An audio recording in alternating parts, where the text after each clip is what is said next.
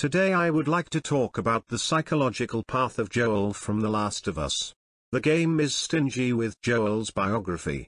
But there are a couple of details that can tell us something. Joel becomes a father after graduation. The marriage falls apart quickly and eventually the protagonist becomes a single father. Analyzing Joel's house, his daughter and the general environment, it can be seen that the hero lives well and does not experience any serious problems. At the same time, he has a warm relationship with his daughter and brother, a clear passion for music and hunting. Everything is going well in general. Until a global tragedy occurs. Late in the evening, a local apocalypse hits the city. The townspeople become infected with a virus and become like zombies. In the course of events, Joel tries to save his daughter and brother. But one of the soldiers shoots the daughter of the protagonist, who dies in his arms. These are important traumatic events that will have a destructive effect on Joel's personality. And after about 20 years, the main action of the story begins. Where before us appears, at first glance, a completely different character. Joel Miller. Age about 50 years old. Single. Childless. Engaged in smuggling in a post-apocalyptic world. The hero is lonely and without emotion. Guided by personal gain and cold calculation. Does not maintain close social ties, except for a partner. Stay away from everyone. Rude, cruel, prone to outbursts of aggression. When they receive an order to accompany the girl Ellie, she hardly agrees. For a long time, he is cold towards her and perceives the heroine more as an escorted object than as a living person. Depression and gloominess of Joel indicate a prolonged depression. Initially, the hero is cold towards the girl. Since at the time of the action she is at the same age as Joel's daughter at the time of death. This is an important detail, which is a strong trigger for the actualization of the trauma. But in the course of their joint journey, the accents change. Instead of trying to avoid the traumatic experience, Joel finds an opportunity to fix it. One day, Joel falls ill and is on the verge of death. Then Ellie begins to care for her partner and helps him recover. It is after this episode that he begins to trust Ellie more and work in a team. Also becomes more open and reflective. Clamps gradually subside. Until the game ends. Joel's main goal was to escort Ellie from point A to point B. The girl is immune to the virus, from which she is extremely valuable to scientists. Therefore, the hero needs to deliver it to the laboratory, where it will be studied.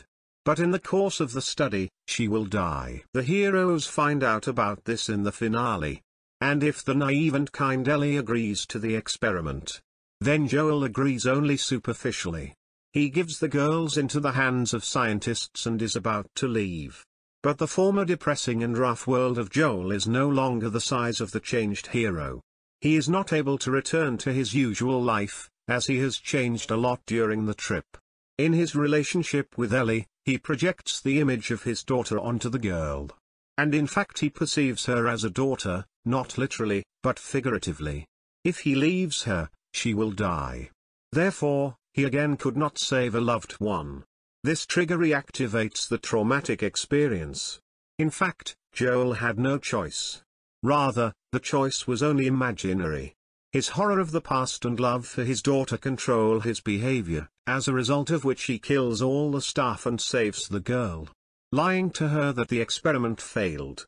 Perhaps if Joel hadn't been traumatized and if Ellie hadn't been a projection of his daughter, the hero would have acted differently, but all the circumstances were such that he had only one way. At the time of the second part, we see Joel cured of PTSD.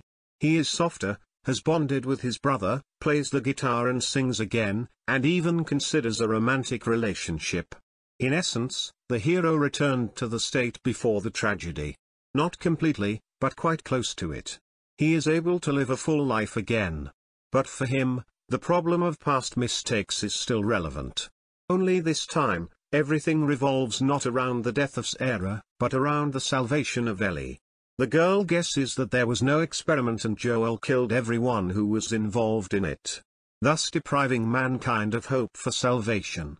Because of this, their relationship deteriorates. The girl accuses the hero of selfishness and cruelty, and attempts to reach at least some kind of warm contact almost always fail. Let me remind you that in the first part, thanks to Ellie, Joel learned to trust people again. And he tries to find redemption in humanism and overprotection. So Joel helps a group of people who are being attacked by the infected.